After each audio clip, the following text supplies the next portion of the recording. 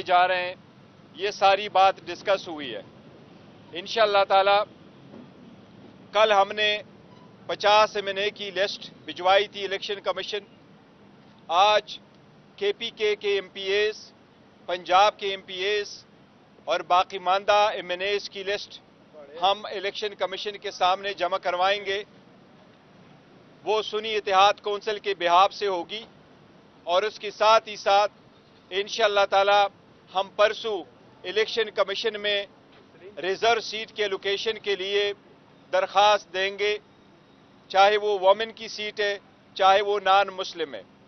और हम उम्मीद करते हैं कि इलेक्शन कमीशन पाकिस्तान तहरीक इंसाफ के सपोर्टेड आज़ाद नुमाइंदगान जो उस पार्टी को रिप्रेजेंट करेंगे उसके मुताबिक उस पार्टी को अपने स्ट्रेंथ के मुताबिक इंशाअल्लाह ताला रिजर्व सीटें देगी। दो तीन चीज़ों का अर्ज करना बड़ा ज़रूरी है।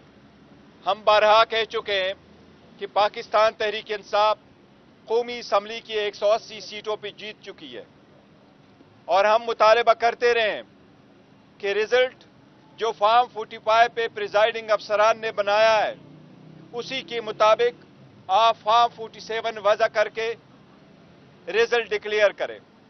ये जितने भी इलेक्शन हुए, इलेक्शन कमीशन से हम हमेशा इस्तदा करते रहे, चाहे वो इलेक्शन से पहले या इलेक्शन के दिन या इलेक्शन के बाद। इलेक्शन कमीशन से free, fair and transparent election की हम दरख्वास्त करते रहे, लेकिन अनफॉर्चुनेटली हर step of the way election commission उस जिम्मेदारी निभाने में नाकाम हो चुका है।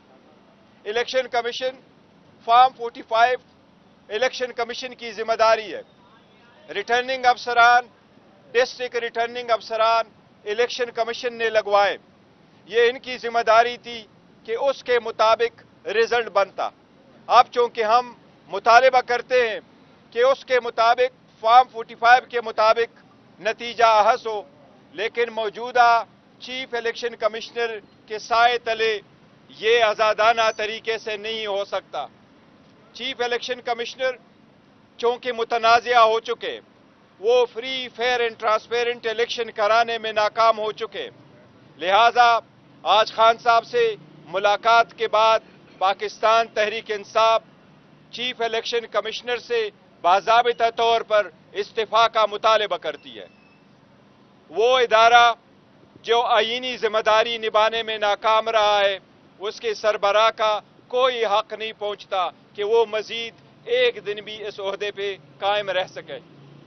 लिहाजा पाकिस्तान तहरीक इंसाफ मुतालबा करती है कि चीफ इलेक्शन कमिश्नर अपने ओहदे से फिलफोर रिजाइन करे, ताकि जो भी इंक्वायरीज हो रही हो वो इंक्वायरीज इम्पार्शियल हो और बगैर किसी इंटरफेरेंस के हो, और रिजल्ट जो मुतय्यन कराने हैं वो सही रिजल्ट उस मैंडेट के मुताबिक हो जो अवाम का मैंडेट है। उसके साथ ही साथ जो कमिश्नर रावलपिंडी ने स्टेटमेंट दी है उसके मुताबिक हम मुतालबा करते हैं कि वो एक विसल ब्लोअर थे जिसने सबसे पहली खबर दी कि यहां धांधली किस किस्म की हुई है। लिहाजा हम मुतालबा करते हैं कि उसकी जिंदगी को और उसके बच्चों की जिंदगी को तहफ़्फ़ुज़ दी जाए ताकि वो किसी भी इंक्वायरी में फ्रीली पार्टिसिपेट कर सके। इलेक्शन कराना इलेक्शन कमीशन की जिम्मेदारी थी। उसके बाद जो हुकूमत बनती है अवाम की उमंगों के मुताबिक तब चल सकती है जो हुकूमत अवामी मैंडेट लेके आती है, ना कि स्टोलन मैंडेट हो।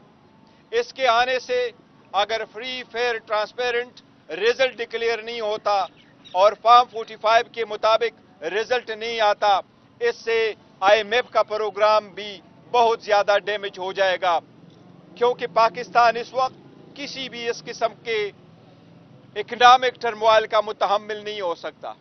इसलिए हम बाज़ाबिता तौर पे सबसे मुतालिबा करते हैं कि फिलफोर फॉर्म 45 के मुताबिक नतीजा 47 अहस किया जाए, जो 80 सीट्स जिसके हम फिक्स फिगर देख चुके उसके मुताबिक आप इलेक्शन डिक्लेयर कराए और उसके बाद कौमी असम्बली का इजलास आप बुला लें।